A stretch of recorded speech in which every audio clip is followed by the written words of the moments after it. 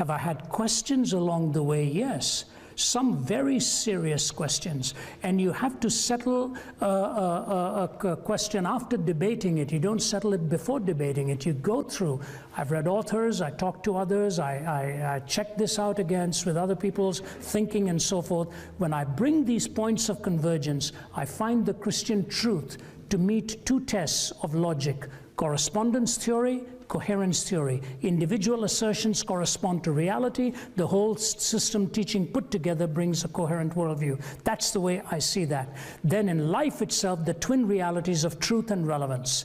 I find it very relevant in my life every day. My decisions are not made ad hoc. They're made on the basis of a prior commitment that life at its core is sacred. So to answer your question, yes, you will always have questions. You'll always struggle with questions.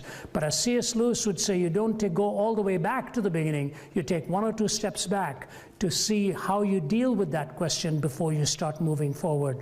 So personally, the doubt has never been a factor, but the question has. Now, I know some people who wrestle with great doubts, and with great sympathy help them and deal with them because they're trying to struggle mainly with the intellectual component of their faith. Or sometimes experientially, they've gone through a lot of suffering, a lot of pain, and they just cannot put this whole story together in the light of the gospel. So you have to deal with the convergence of these points of reference, and at times where the intellectual may be weak, the experiential does carry you through till the intellect catches up with what you are living with and going through.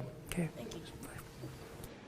Thanks for that question. The Bible says to be merciful to those who doubt, and when I came to Princeton, I didn't come as a Christian, grew up in a sort of culturally Catholic home, wasn't sure what I believed about God. And I think as I started to think through Christianity seriously for the first time, one of my concerns was that if I became a Christian, it would be a sort of intellectual dictatorship, and there wouldn't be any room for doubt, there wouldn't be any room for questions. I'd be told in detail what I need to believe on every fine point of doctrine. And I've been really pleased to find that that's not the case, that we are to be merciful to those who doubt, that there are lots of rooms for questions, and there's much more disagreement on things within the Christian tradition than there is agreement. There's agreement on core things about who Jesus claimed to be, about the death that he died, that he rose from the dead, but there's a lot of room for disagreement. My own personal story is that I played soccer here at Princeton. Two guys who were a year older than me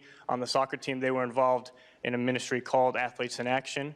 They invited me along. I saw an integrity, a strength of character in the community that I began to observe. I started to ask difficult questions. I started to read the New Testament as I was challenged to do for the first time.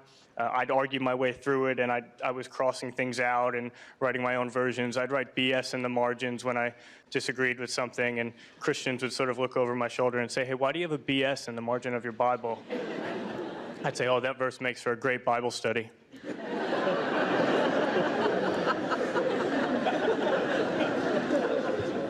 I was studying philosophy at the time. It was very important to me for Christianity to be intellectually credible and defensible. I began to look into some of the arguments for the Christian faith, for the resurrection, from science, for different things. I found myself very compelled by them, but there were still doubts. And for me, not everyone has a specific moment. For me, I actually did have a sort of moment where I think my heart was just ready to say, actually, God, if you're really there, I'm ready to follow you in full. And I think when God knew that my heart was in that place, the sort of probabilities that I had calculated, but which retained the doubts, did go away to a certain extent. And for me, this is just an analogy that is helpful for me. I think believing in God and trusting God is something like knowing someone's face.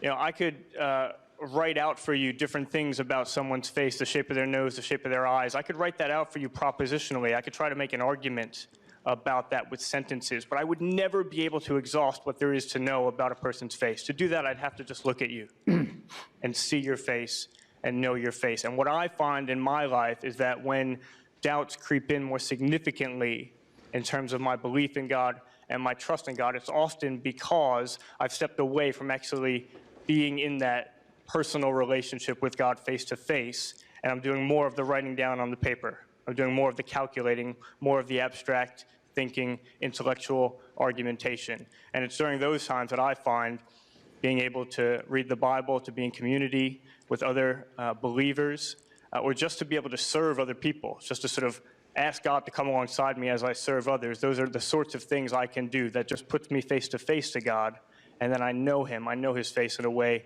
that I don't if I'm just trying to write it down or intellectualize it. I hope that helps a bit.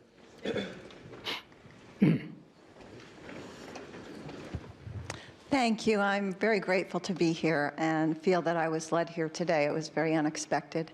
I was wondering about theism versus deism.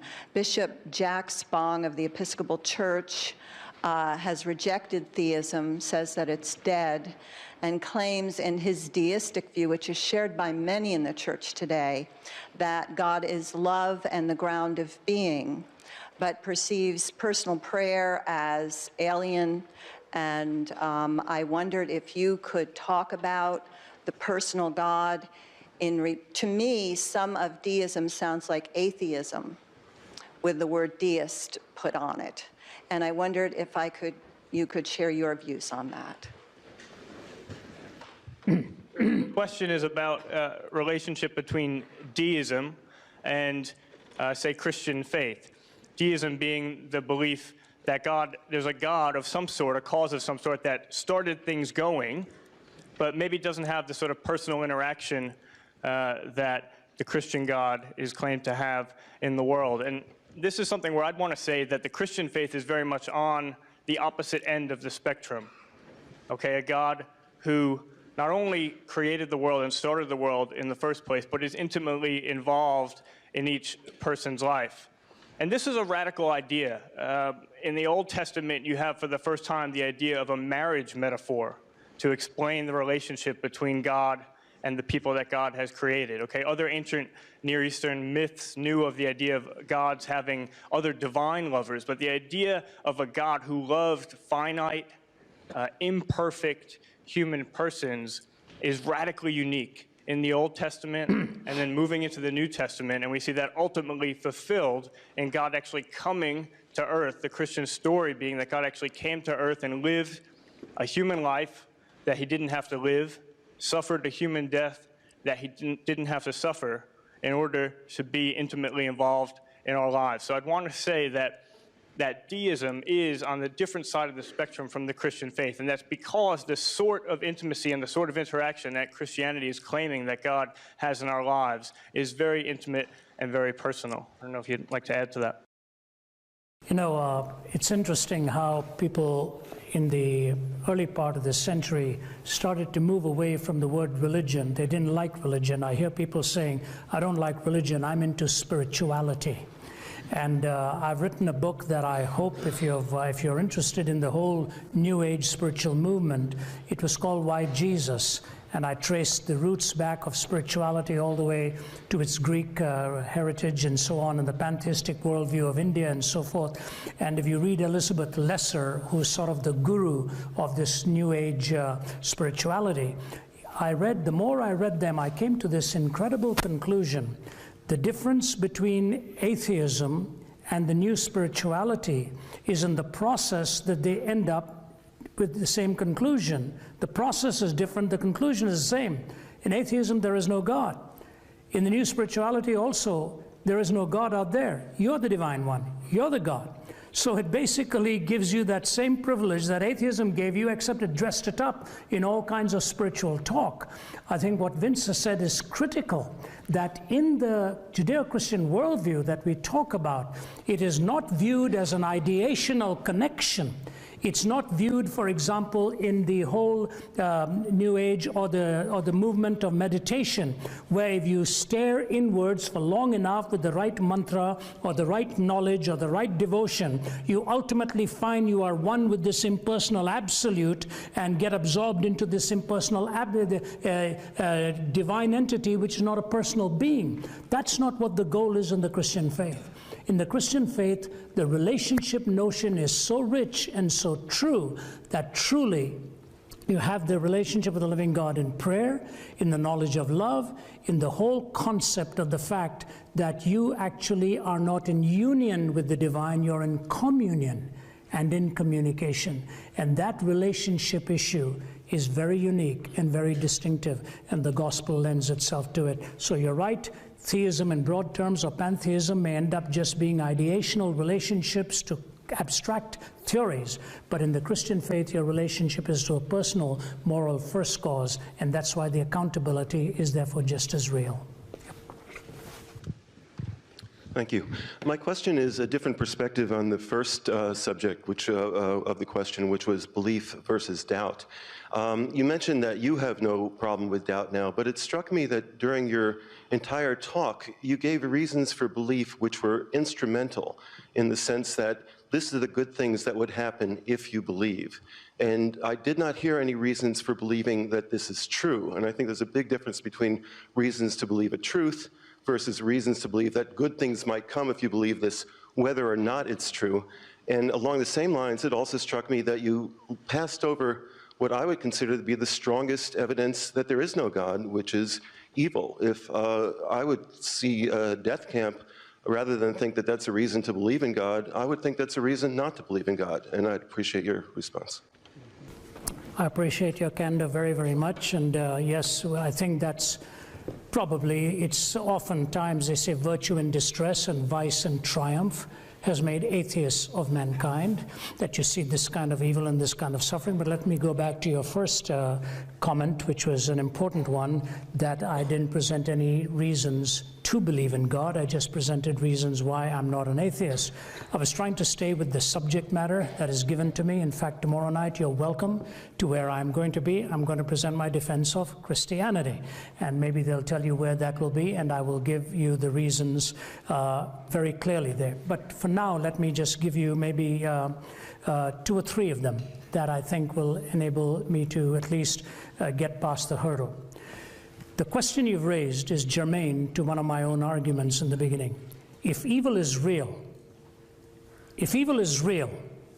and not a construct in our own mind, and evil is truly something to be shunned and is morally deviant, then there is no way to sustain that without a moral being who's the creator of this universe. And let me give that in 2 illustrations for you.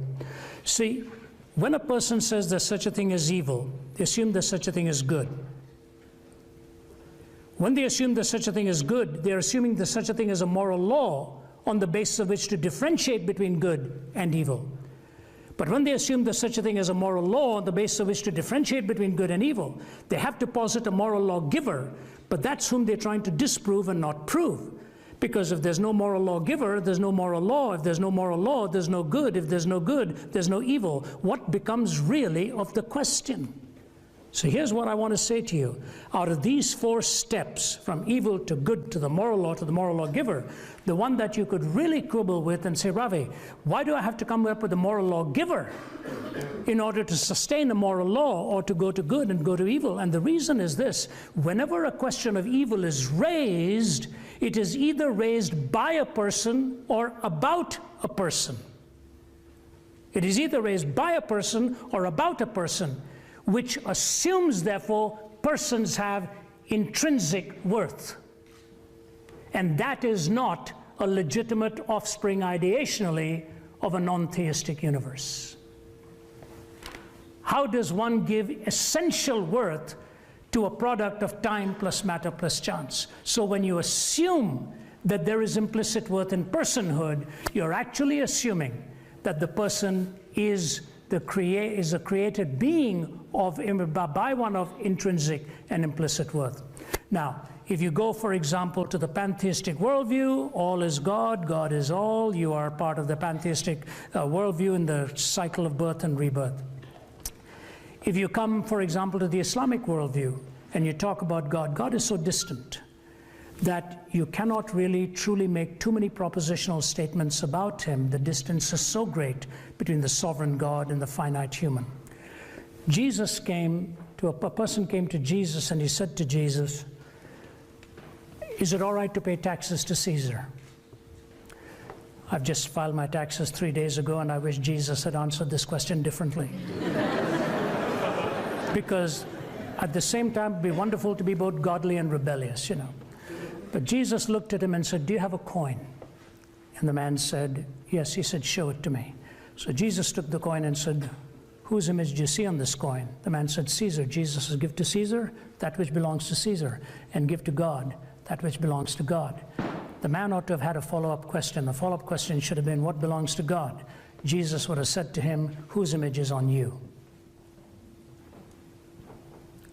This intrinsic worth that Jesus gives to you and me, sir, is an undeniable expression of my starting point, that my questions are valuable because at core my essence is valuable. And when I see a deviation from it, I have a legitimate reason to ask that question.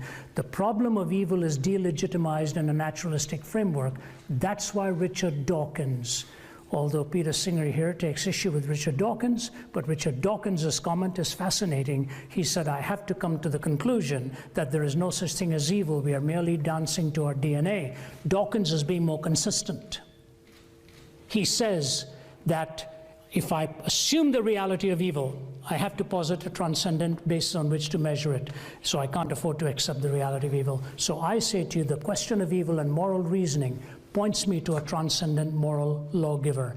And if I take the offer on the cross for forgiveness and grace, which is what we all desperately need, without which we won't make it, and the theory of Jesus' resurrection from the dead, the Christian worldview presents to me a coherence of intrinsic worth and the resultant way in which we live, loving God and loving our fellow human being. 613 laws were given to Moses. David reduced it to 15. Isaiah to 11. Micah to 3. When Jesus was asked which is the greatest law, he didn't reduce it to 1.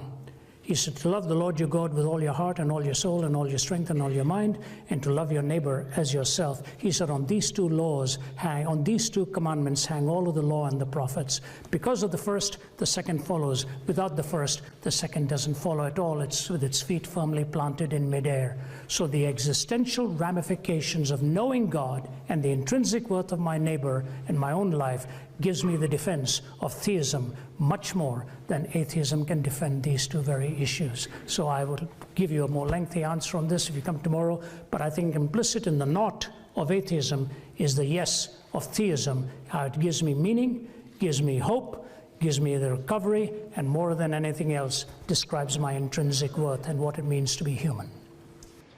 Thank you. I might just add a couple of points, because this question of the evidence was so significant for me as I came to take Christianity seriously for the first time. And I think my initial assumption was that the burden of proof was much higher for theism or Christianity than it would be, say, for atheism, because Christianity was claiming all of these crazy miracles, and atheism was just a sort of more purely scientific, rational way of seeing things. As I began to think about it more, I asked the question, okay, what are the sort of big picture possible explanations for the universe that we live in? And there's really only 3 logical possibilities. 1, God created it. Okay, now admittedly, that's a weird option. Possibility number 2, it just popped into existence from nothing without any explanation at all. Now again, that's a weird option. Possibility number 3, the universe has existed infinitely back in time, but without any explanation for why it's done so. Then maybe you can explain each portion of the universe by some portion that came before it, but you still have absolutely no explanation for why there's a universe at all. My point is, each one of those possibilities is supernatural in an informal use of the term. Okay, they exhaust the relevant alternatives, and every one of them is remarkable. And it made me realize, actually, no matter what your position, we live in a miraculous world. And so that opened me up to the possibility of maybe miracles being part of the worldview that I would accept. And for me, the most significant of those miracles was the resurrection. I'll just read you a real short passage here. This is in 1 Corinthians. And this is Paul writing, the Apostle Paul. And he says, "For I handed on to you as of first importance what I also received, that Christ died for our sins in accordance with the Scriptures, that he was buried, that he was raised on the 3rd day in accordance with the Scriptures, that he appeared to Cephas, then to the 12, After that, he appeared to more than 500 brothers at once, most of whom are still living, almost as if to say, go out and ask them if you like, though some have fallen asleep. After that, he appeared to James, then to all the apostles. Last of all, he appeared to me. The amazing thing about this passage is that in recent scholarship, it's become a consensus, more or less, that that passage dates back to within the first couple of years of Jesus' death. You go back 100 years from now, and if you brought out a passage like that, most people would have said, oh, it's legendary development. Okay, it didn't start out that way, the story. But you sort of play that game where I tell you something, you tell the next guy, he tells the next guy, and by the time it gets into the book, it's developed as a myth. The scholarship now, for various reasons having to do with that passage, the poetic rhythm of the passage, the words that are used to introduce it, the times that we know Paul spent with Peter just after the resurrection, even the most liberal scholars on the question, Gerd Ludemann, Robert Funk, people who are involved in the Jesus Seminar who are radically skeptical about claims of Christianity, admit that this passage dates back to within a couple of years of the resurrection. So here's the situation that we're in. Christianity Part 1, the apostles believe that Jesus is going to be the Messiah. He's going to be this earthly king who's going to restore the Davidic throne. Then Christianity Part 3, there's this eruption of Christianity. And in the middle, all we have is Jesus' death. Okay, what's the explanation for how we get from Christianity Part 1 to the passage that I just read you, where we know that shortly after Jesus' death, the disciples are utterly convinced that they have seen with their own eyes Jesus raised from the dead? There's a huge historical gap there. Christians fill that gap with the resurrection. If you don't fill that gap with the resurrection, the thing is that the gap still remains. And in my reasoning and in my thinking about this, the resurrection has been the only plausible alternative for how you fill that huge historical gap. In 2003, Richard Swinburne, he was the head philosopher of religion at Oxford, he wrote a book, it's called The Resurrection of God Incarnate. And in that book, he argues that based on the available evidence today, the probability of Jesus having literally, physically risen from the dead is 97%. Now, he says you can't take the number seriously. He likes to work with probability theory. He plugs in guesstimates at the different points in the argument. But nevertheless, the fact that someone of his intellectual caliber can write that, make that argument in print, have it be published by Oxford University Press, and ably defend it at top-flight academic conferences around the world, and I've seen him do that. Okay, it shows that the intellectual case for Christianity is credible. And when I came to realize that, it caused me to ask the question, okay, is it really intellectual doubts that are keeping me from the Christian faith, or is it something that has more to do with my heart than with my mind? Those are a couple points.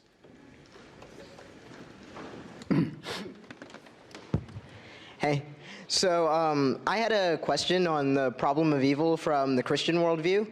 I like how you mentioned, Ravi, that you need a transcendent anchor before you can pose the problem of evil. And it was good to hear, Dr. Vitale, that you did some work on this yourself. So in Christian philosophy, I believe that Alvin Plantinga has given a good defense with his free will defense of moral evil. But is there a good response to what seems to be natural evil that is apart from the moral decisions free creatures make? So if you guys could talk about that and explain the best way to deal with that, because I think that's it's an issue a lot of Christians wrestle with. So, yeah. That's great. Thank you for that question. I think you're right. I mean, the Christian story says that the world is not the way the world's supposed to be, and the world's not the way that it's going to be in the end. Okay, that we're living, in a sense, in a broken world. But especially with respect to natural evil, that still raises the question of why would God allow the world to continue the way it is, even if it's the case that free will at some point made the world broken in the way that it is. Let me just give one potential way to think about this, just one area to open up. I mean, I don't think that this is a question that we should expect a full response to.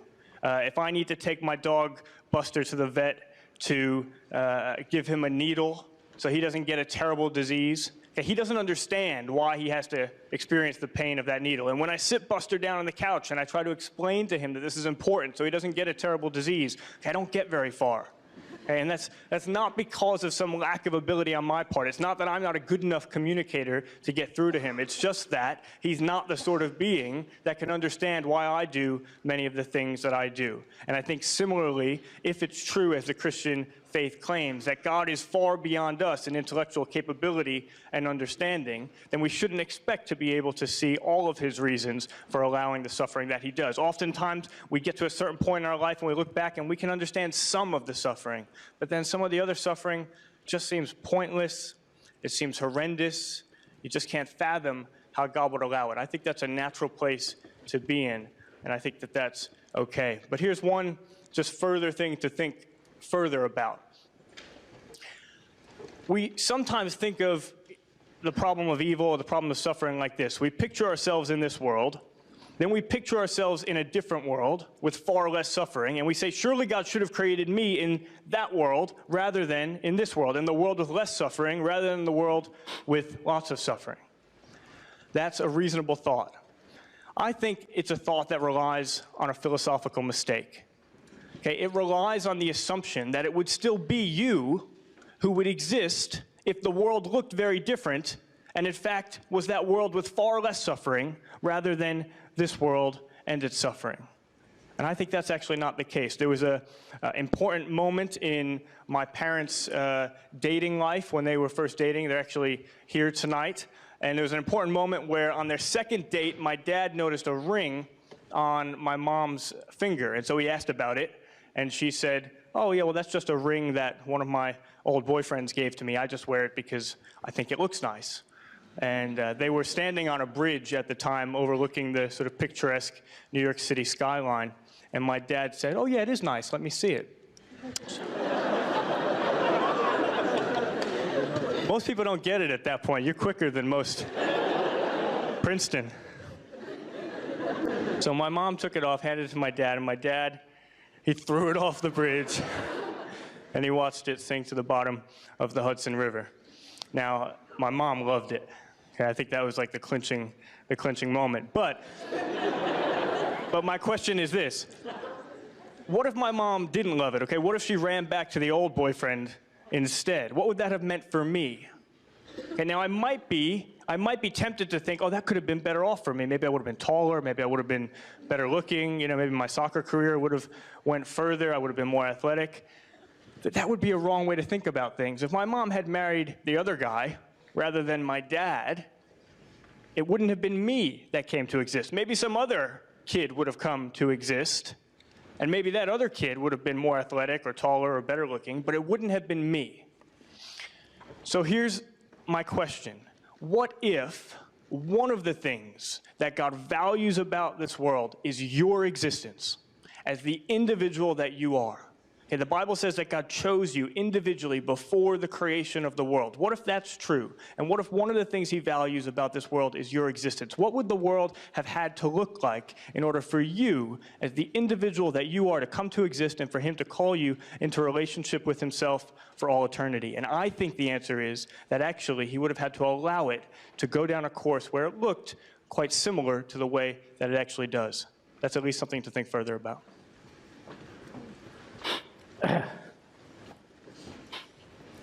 Yes, sir. Thank you. Thank you for speaking, first of all. My question for you is, you say that heartless, egregious acts like the Holocaust are brought about by people without a moral reference point in God. But how do you explain all the death and destruction that has been done in a God's name, such as the Crusades, the Inquisition, suicide bombings, or Christianizing the quote-unquote savage? Yep. Great question. And I appreciate you asking that. The base of the question doesn't change, that whatever was done by A or B were both dastardly things. They ought not to have been done. That's the assumption we both make here, whether it was done in the name of atheism or whether it was done in the name of religion.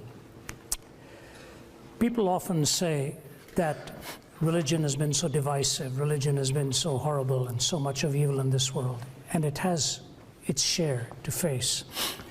But let me just say that you go back across history, and when Nietzsche penned his madman parable, he made this comment. He said, if God is dead in this 19th century, philosophically, the 20th century will become the bloodiest century in history. And he said a universal madness will break out. And in the 20th century, we killed more people in warfare than all of the previous 19 centuries put together. All right? Now, and Nietzsche, ironically, took the first step himself. The last 13 years of his life, he spent insane, just in a world of his own, and every now and then quoting the scripture when he broke his silence.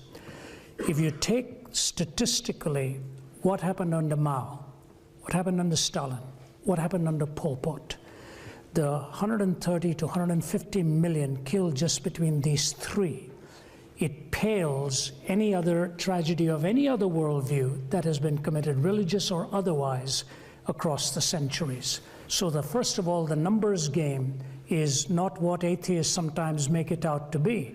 The numbers are huge. I'm going to be in Shanghai within a couple of weeks. I'll be there 3 weeks from now.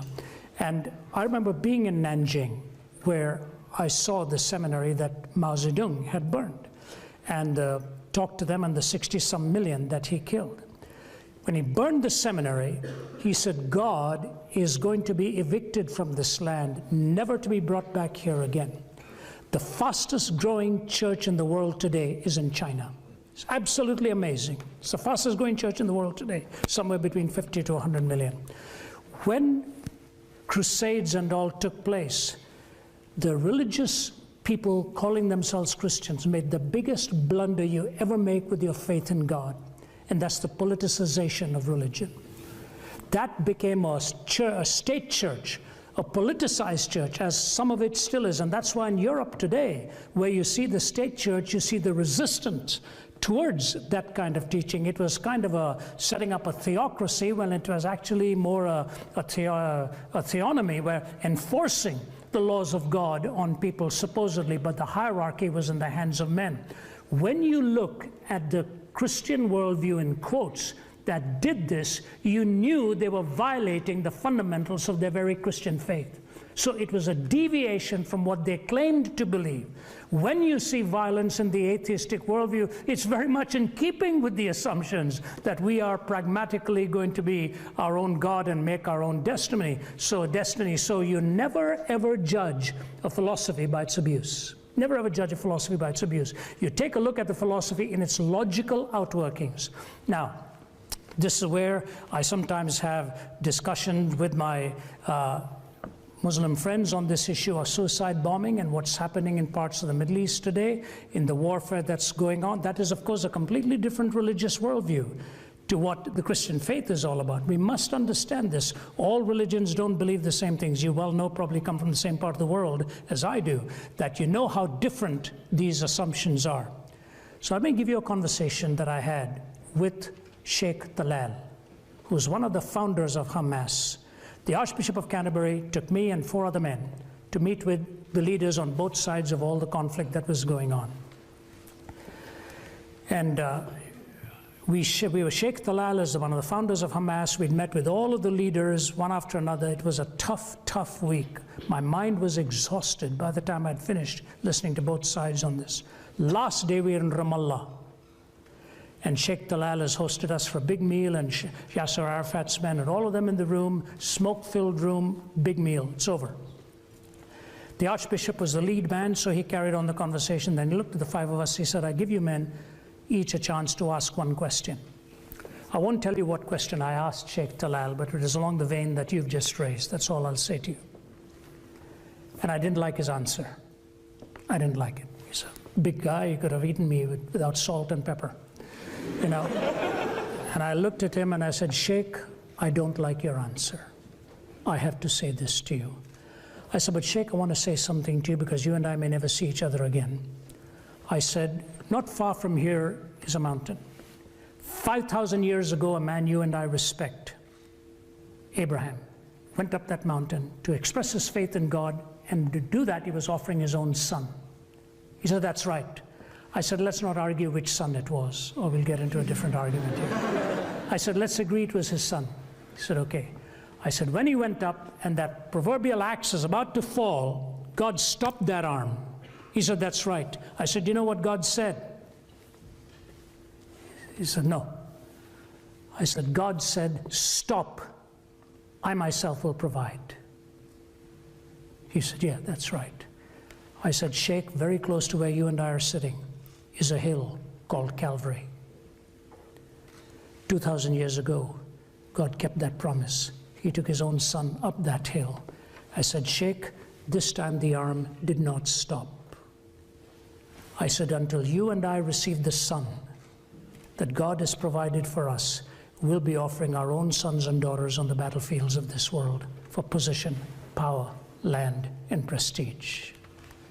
There was a pin drop silence in the room. The Archbishop said, I guess it's time to go. So walking away, I walked towards the staircase. I thought, brother, I've blown it big time. The Archbishop came and put his arm around me and he said, Ravi, thank you. He said, that was of God. I said, I sure hope so. I've never thought of that until just now. So we go down the steps, and the Archbishop being the guest of honor, the Sheikh went but he quickly hurried him into his car and ran towards where I was. I thought, that's it, finished. I'm going to be buried in Ramallah. He came over to me and he grabbed me by the shoulders. As you know, some of you may know, I have a back problem, got 2 metal rods after 2 major operations. He grabbed me by the shoulder and he looked me eyeball to eyeball. And he patted me on the face and kissed me on both sides of my face. He said, Mr. Zacharias, you're a good man. I hope I'll see you again someday. And I saw him wipe a tear away as he hugged me and helped me into my car. You know what? Jesus looked at his disciples when they tried to protect him with a sword. And he said, put that away. And he healed the man in his ear. He said to Pilate, my kingdom is not of this world, or my servants would fight to protect my arrest. My kingdom is from another place. Those in religion who have turned to abuse of violence in order to dominate the world have violated what Christ himself taught us.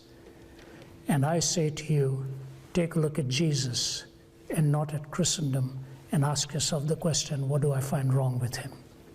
Okay, take care. Yeah. You know what?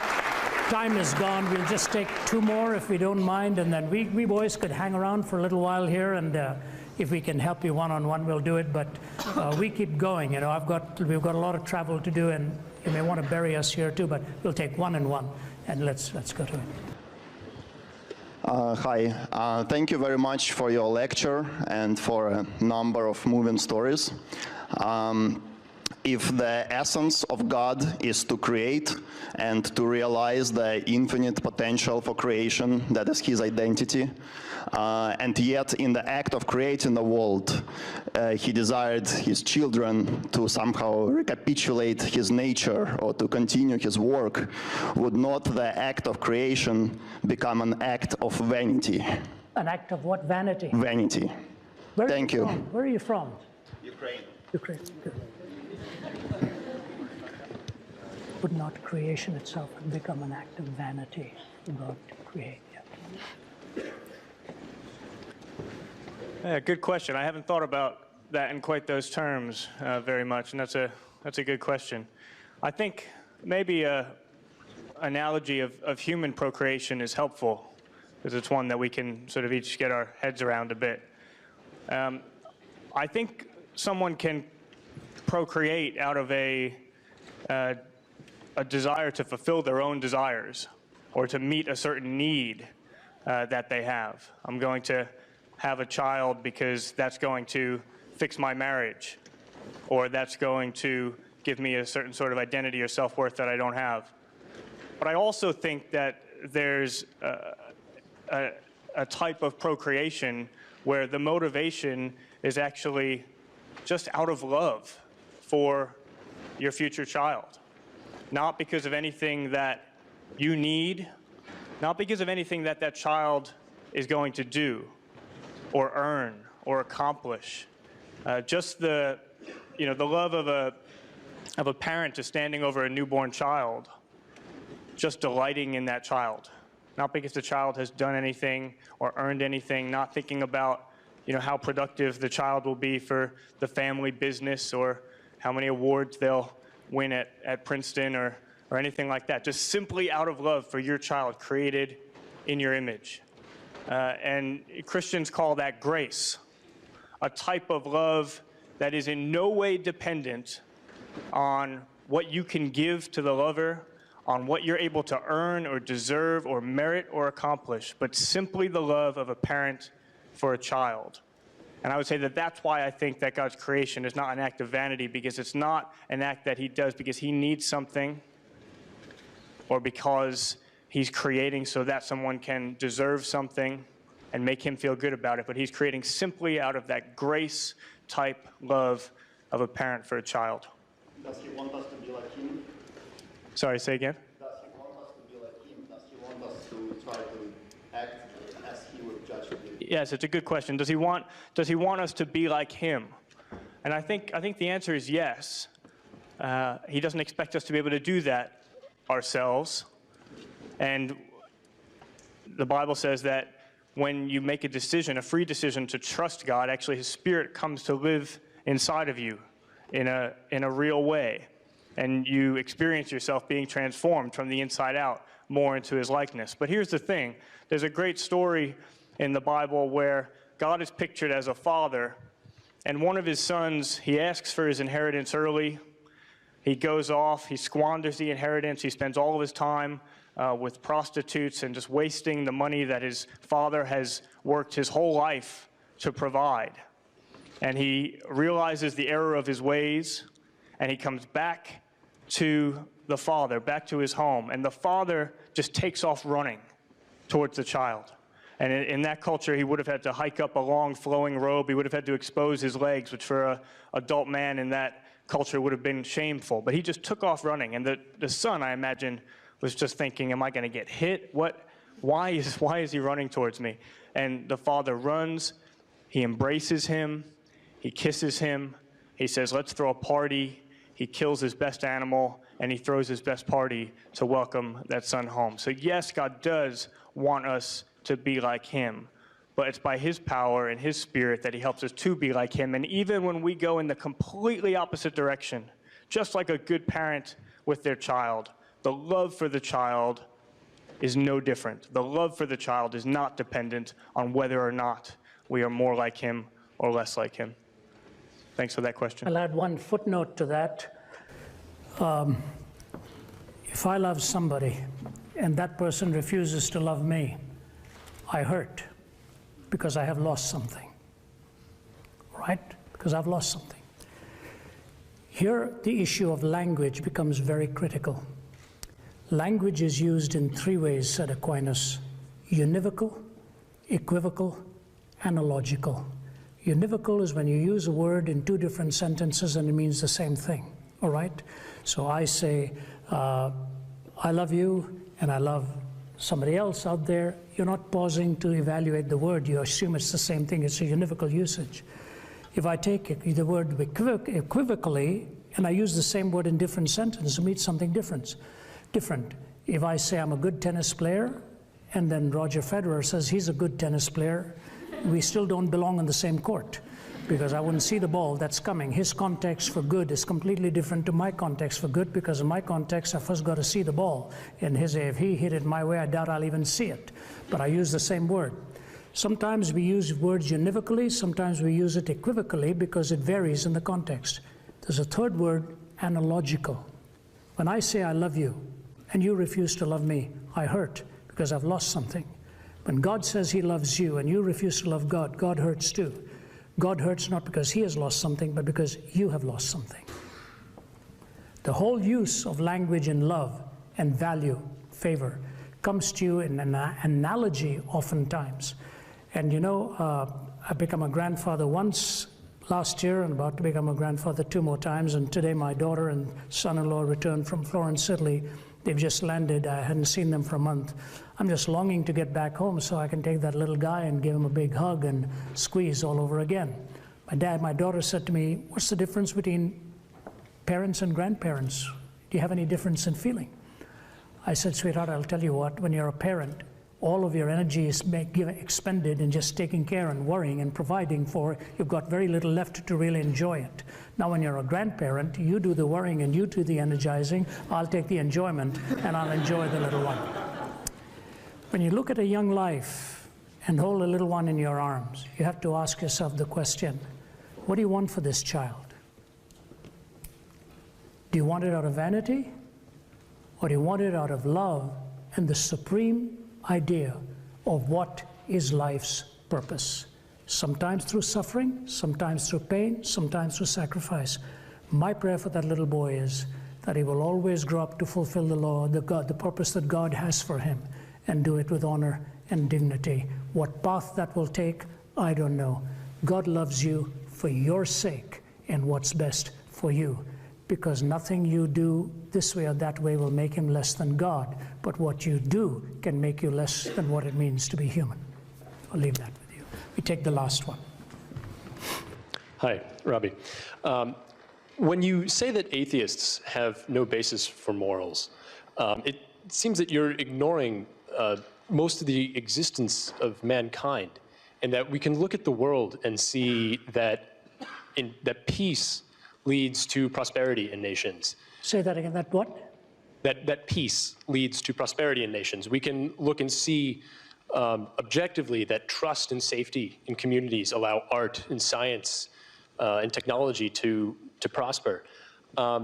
You attack atheists like Hitler and the lonely rich, but it seems like a bit of a stretch to think that all atheists search for happiness in murder, power, and cutthroat business. So it seems like you're attacking the weak nihilist who looks at the universe, sees that there's no ultimate moral authority, and leaves it at that. But you're ignoring the strong nihilists who look at the universe, see no ultimate moral authority, and say, this is an opportunity for us to use our reason, to use our experiences to create morals, to create the society that can best further us, that can create the happiest society. And so 2 questions. One, why is it fair to ignore these strong nihilists? And 2, isn't it more noble to use our own reason and experiences to form morals than put blind faith in an old, outdated text? It's a good question, and I respect you for answering it. The thing that I oftentimes say to people who raise these questions to us and do so very legitimately is we think about these things too. We don't say there's no such thing as goodness in an atheistic world. That's not what we are saying at all. In fact, many, an extreme humanist could be a very, very good person, morally good. That is the question is not whether an atheist can be a good person or not. The question is there is no rationally irreducible extension of reason to do that except pragmatically that you want to live in peace, but that is assuming that peace is a good thing. That's only a matter of survival. If you are my neighbor and I want to be at peace with you, but you are not happy with the way I keep my lawn or what I do with my dog when the dog comes out of there, you're going to be a very angry person and want me to comport with the ground rules that you want to leave me with. And we are ultimately then forced to ask the question, what of the person who believes, as some people do? Believe me, I have met them, who believe that the West is the greatest curse in the world today, who want to eradicate it, and then the world will be a better place. What is the grounds for us reasoning with that kind of person? Oh yeah, we all need to get along. He says, yeah, but I get along better when you're not around. That's exactly what they do. I'll give you now your question is not a foolish question, it's a very real question. I know many people who don't believe in God who are very decent living people, very good people. Sometimes I find their way of living is much more attractive oftentimes than some of the most hateful letters I ever get are from people who claim to be very devout Christians. I mean, they could just slice me down at the knees. And the moment I read the first paragraph, I can say, this person is going to claim to be a very godly person by the time this letter is over. And I can get some very kind letters from people like, you've raised your question in a very quiet way. But here's the question I raise for you. How do you adjudicate between two different moral frameworks that sit before you, each one of them believing that their goodness is superior to the other person's goodness? What happens today in the Middle East? You know what's happened in the Middle East for 5,000 years? One worldview lives with the philosophy and the logic of unforgiveness. It's a battle between two brothers, two half-brothers. The logic of unforgiveness. And so for 5,000 years now, blood's been let, blood's been spilt, because there will never be forgiveness in there. Brother Andrew is a great man who's been to many parts of the world, a Palestinian young man who, by the way, in the same week I heard another, actually it was a previous visit, a young Palestinian person came up to me while I was in Jerusalem having some hummus and tabbouleh and all, enjoying conversation with him. And when I left, you know what he said to me? He said, I don't know if I'll see you again. I hope you do come. He said, well, I want to tell you something what our goal in life is. First, we will take care of Saturday, then we will take care of Sunday. Am I going to argue with him then? If I did, Sunday would be taken care of right then and there. So I had to leave. Brother Andrew was in a conversation, and a young Palestinian boy told me this story himself. He said, Brother Andrew was sitting across a sheikh's table in Jerusalem. And supposedly the story went that the Israelis had killed 4 Palestinians, and the Palestinians in revenge, under the sheikh's orders, went and killed 8 Israelis. So Brother Andrew leaned over and said, did you give that order? He said, yes. He said, can I ask you a question? Who made you the judge of everything in this world? He said, I'm not the judge. I'm only an instrument of God's justice. So this young Palestinian boy said, Brother Andrew looked at him and said, what then is the place for forgiveness? And he looked at Brother Andrew and said, that's only for those who deserve it. You know, if you deserve it, you're really not being forgiven, you've earned it. But you see the worldview coming through. The worldview is so deep-seated. If everybody had that natural inclination for peace and brotherhood and goodwill and so on, your question would be very pragmatically acceptable. But it's not the reality. The reality is the starting point is I and my worldview must be in control for millions of people today. For millions of people today. Yesterday I was in conversation with a man from a completely different worldview to mine. And my colleague, Matt, was with me in the car when he said this. He said, how do I respond to another person who's raising up his children with only one goal in life, to kill me? And I remembered being in Beirut, actually not in Beirut, in Sidon, where I met a man. And you know what he did every morning at sunrise? He took his 10-year-old boy, walked up, and he pointed to a distance, and he said, your goal in life is going to be to kill as many of those on the other side as on this. What do you say to him? I tell them that's not the answer. But the only reason I can tell them is because forgiveness is God's grace. The love of God places value on you. And if you really think about your questions seriously, you'll have to ask yourself this. How did we come to the conclusion, say the elimination of life in the womb, if your assumption from atheism is right, that we ought to live and live peaceably with each other?